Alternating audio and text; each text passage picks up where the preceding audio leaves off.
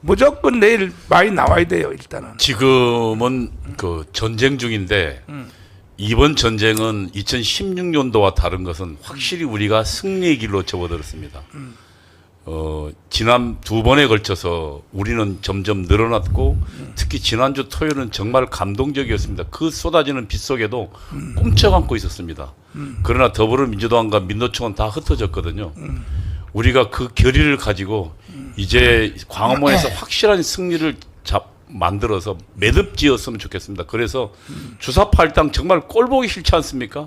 쟤들을 몰아내는 국민혁명을 완성시켜야겠습니다. 월요일 날 사실 이재명이가 2차 선거 공판이 됐는데 황교안 장군님. 그러니까 내일이 중요하단 말이에요. 내일 먼저 우리가 압도적으로 해야 판사들이 영향을 받는다니까요. 지난 15일 선거하고 똑같습니다. 마지막 말씀해 주세요.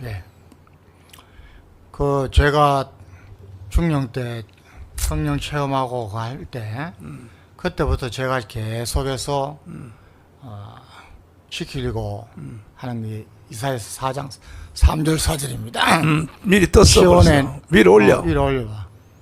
시온에 남아 있는 자, 예루살렘에 머물러 있는 자, 곧 예루살렘에서 생존한 자 중 농명된 모든 사람은 거룩하다 칭함을 얻으리니 이는 주께서 그 심판하는 영과 소멸하는 영으로 시온의 딸들의 더러움을 씻으시며 예루살렘의 피를 그 중에서 정결케 하실 때가 됨이라. 그래서 약간 머물러 있고 붙어 있어라. 이 말씀이 저한테 꽉 잡혀가지고 저는 이제 그 뒤에 평생 이제 살면서 항상 선택의 순간에 하나님을 선택할 거냐, 세상을 선택할 거냐, 이게 저한테 큰 아주 기둥이 되었습니다. 제가 오늘 말씀드리지만은 우리 지금 예수한국 복음 통일에 적극적으로 참여하시고 일하시는 분들은 기도원 300용사로 선택받은 겁니다. 3만 2천 명 중에 나머지 다 돌아갔습니다. 하나님 선택하시기 전에 이미 두렵고 떠는 자들 돌아갔고 2만 2천 명이 돌아갔고 10,000명 중에 300명만 남고 하나님께서 300명을 선택하시고 나머지는 경계심이 부족하거나 순종심이 부족하거나 이제 또 돌려보내신 겁니다. 여러분 지금 이 방송을 듣고 계시는 분들 또 우리가 또 앞으로 1000만 가입으로 인도해야 할 분들 전부 이 말씀을 꼭 기억하시면 좋겠습니다. 저는 지난 10월 27일 집회가 굉장히 의미 있다고 지금 생각하고 기도하고 있습니다. 정말 우리 모든 성도님들이 한국의 교회가 정말 하나님이 이 시대에 나라를 위해서 또 예수한국 복음통일을 해서 사용하시는 분이 누군지를 명확하게 저는 평가할 수 있도록 해줬다고 봅니다. 또 그 10월 27일 그 집회 때문에 한국 교회가 모르고 있을 때 또는 소극적으로 하고 있을 때 WEA가 어떤 것이고 여기 참여해서는 안 된다는 것을 지금 그런 방향으로 다행히 가고 있는 겁니다. 하나님은 모든 정황과 모든 상황을 통해서 간섭하신다는 것을 믿어야 됩니다. 힘드시더라도 정말 이때의 300용사로 선택받은 것을 감사하시면서 정말 온 힘을 다해서 이제 뭐 돌격 단계에 이르렀습니다. 백병전 하고 있습니다. 여기서 나와하지 마시기를 간절히 부탁드립니다. 김학선 교수님. 예, 지금 한 달에 돈을 100만 원을 국민연금 준다 그러면 교회 안 나올 사람 있을까? 당연히 다 나오죠, 목사님. 장로님은 지금 500만 원 받잖아. 그런데 거기다 이제 100만 원 더 주면 이제 600만 원 되잖아요. 그래, 100만 원 더 준다 그러면 교회 안 나올 사람이 있겠냐고. 그건 뭐 안 나올 수가 없죠, 목사님. 한 달 매달 100만 원을 계속해서 꼬박꼬박 준다. 그것도 내가 주는 것도 아니고 자기들이 구매하는 포인트 때문에 돈이 100만 원이 가는 거니까. 그렇습니다. 그건 뭐 마지막. 예수왕국 복음 통일에 아주 중요한 그 지렛대가 될 것 같아요, 목사님. 마지막 말씀해. 제가 여기 경고 말씀 하나 드리려고 그래요. 우리 세 분도 좀 제가 잘 모르시는 내용인데 11월 9일과 16일 날 우리가 그 광화문에 많이 나오셨잖아요. 9일 날이 제일 많이 나오셨죠. 지난주는 이제 비가 좀 왔지만 그래도 많이 오셨지만 10시간. 예. 10시간 앉아 있었어. 근데 9일 날 나온 거에 3배 이상이 나오셔야 됩니다. 적어도. 이유를 말씀드릴게요. 예, 지금 월요일 날 재판에 대해서 이제 조금 전에 우리가 뭐 징역 1년, 2년 막 얘기를 했는데, 여러분, 저도 그런 입장이지만 100% 장담하면 안 됩니다. 이유를 설명드릴게요. 한성진 그 부장하고 월요일 날 판결을 내린 김동현 부장이 연수원 동기입니다. 동기인데 김동현이는 고대법대를 나왔지만 이 장성 출신 전라남도. 한성진이는 서울법대 나왔는데 이건 경상도도 아니고 전라도도 아니에요. 한성진이가 그랬는데 한성진이가 결심을 한 게 9월 20일 날 했어요. 결심을. 그런데 지금 김동현이는 9월 30일 날 결심을 했습니다. 그러니까 한성진 선거법 위반의 결심을 먼저 했거든요. 해서 11월 15일 날 날짜를 잡았어요. 근데 김동현은 9월 30일 날 결심을 했단 말이죠.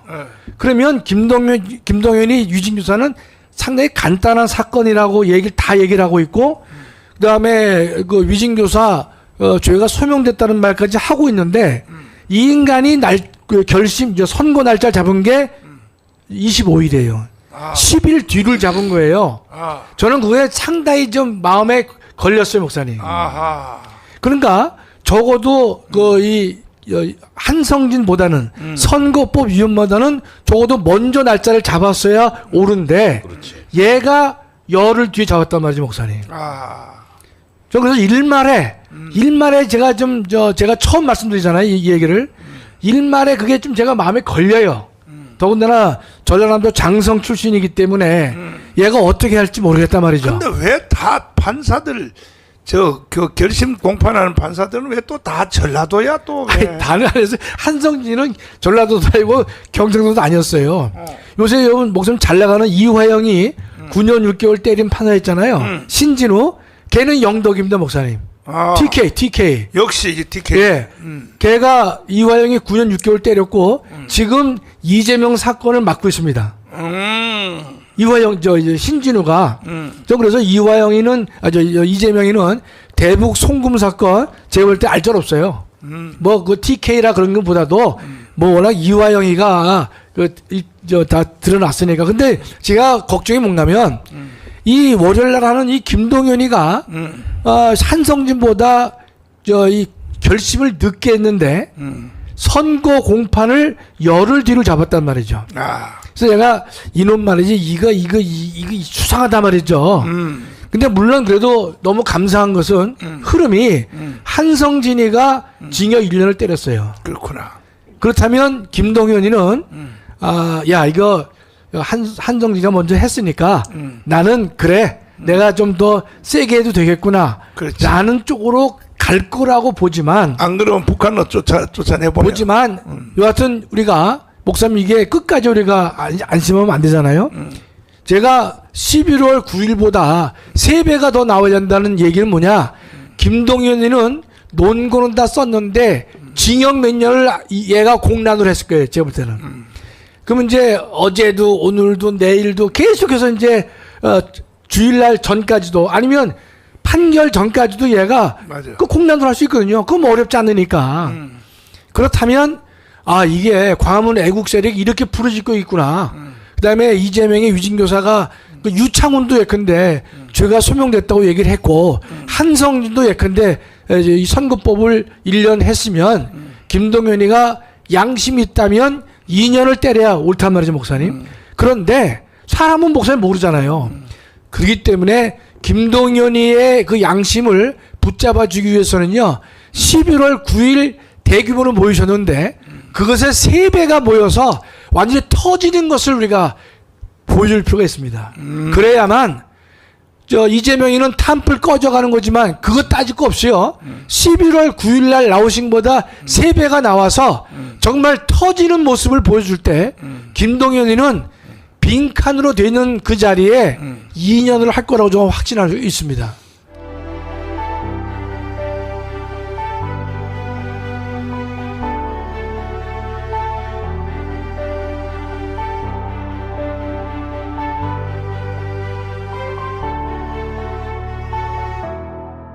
이거 읽어가면서 해설 좀 해줘봐요. 이게 뭐예요? 저 내용이. 이거는 뭐 왜요? 간첩의 왕이 빨갱이가 한번 해봐. 예, 지금 북한에 이번에 오늘 조선일보에 북한의 구체적인 석권 간첩에 대한 석권호의 북한에 대한 지령과 그다음에 석권호가 보고한 내용이 나왔거든요. 석권호가 누구예요?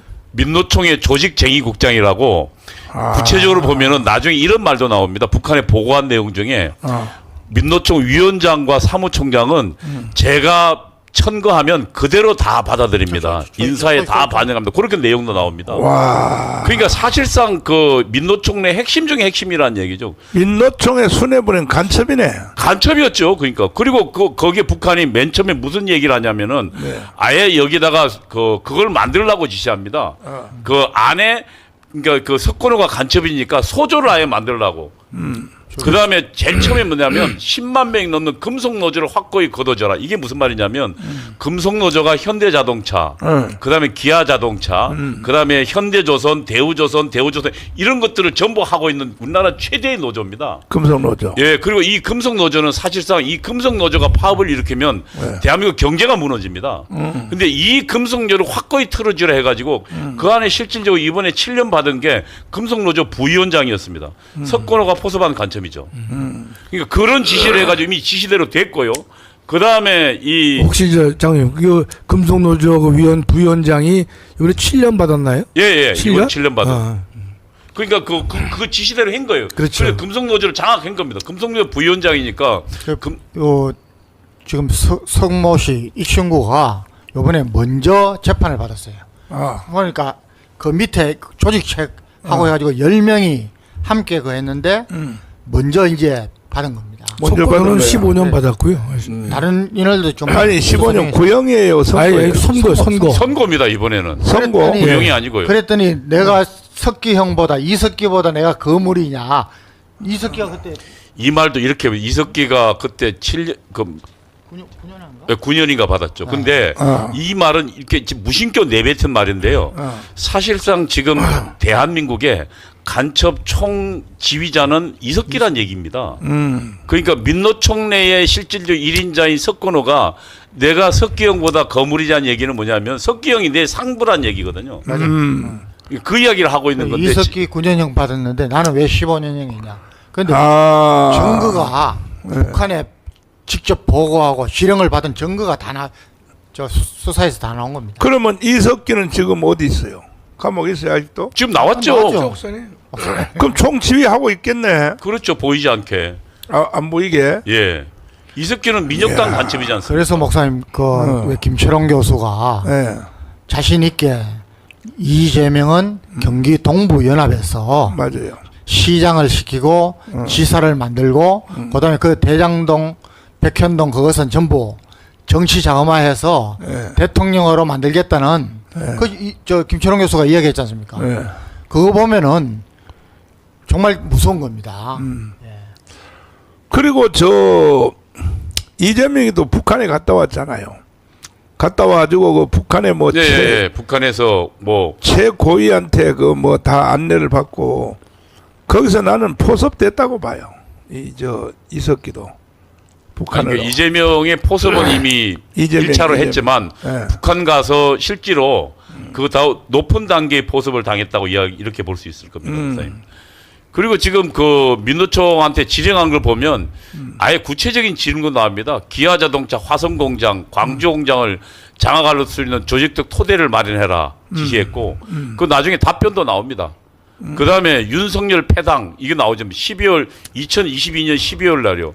예? 탄압, 책동, 규탄을 위한 실천 투쟁을 조직하라. 아하. 그 지금 민노총 나서고 있지 않습니까, 목사님? 민노총이 만든 게 그 전국 민중연대입니다. 그러니까 지난번 박근혜 뭡니까 그 박근혜 대통령 탄핵할 때는 민중 총궐기 투쟁본부였거든요. 이번에는 전국 민중 연합입니다. 행동연합. 그러니까 지금 그것도 다 만들었고 그다음에 밑에 석건호가 보고한 걸 보면 민노총 위원장과 사무총장이면 제 추천이면 모두 인사에 반영한다. 실제로 얘가 민노총 다 움직였다는 얘기입니다. 그다음에 이 이남 사회의 김일성 김정일 주의화, 다시 말하면 주체 사상과 김정은을 따르는 위협을 빛나게 실현하겠다.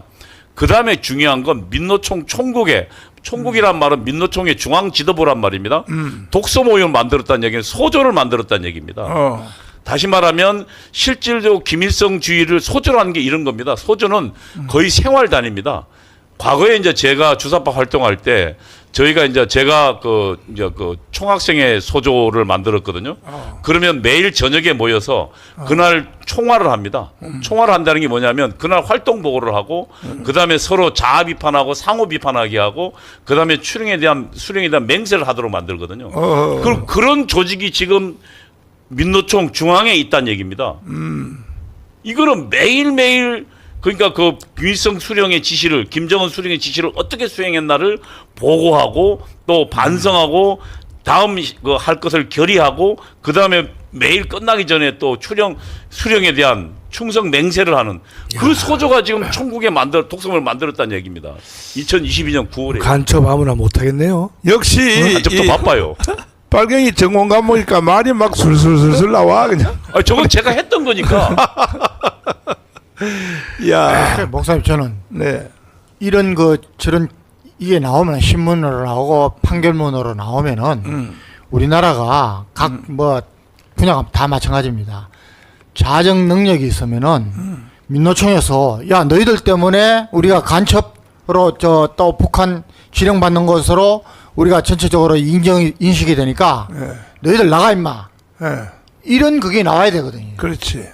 예를 들어서 국회도 그 국회의원 자격이 없는 그런 그 기소를 받아서 판결이 나오고 하면은 스스로 그 당에서나 쫓아내야 됩니다. 이런 자정 능력이 없으니까. 자정 능력이 아니라 이번에 민노총 양경수가 이석기 조직원입니다.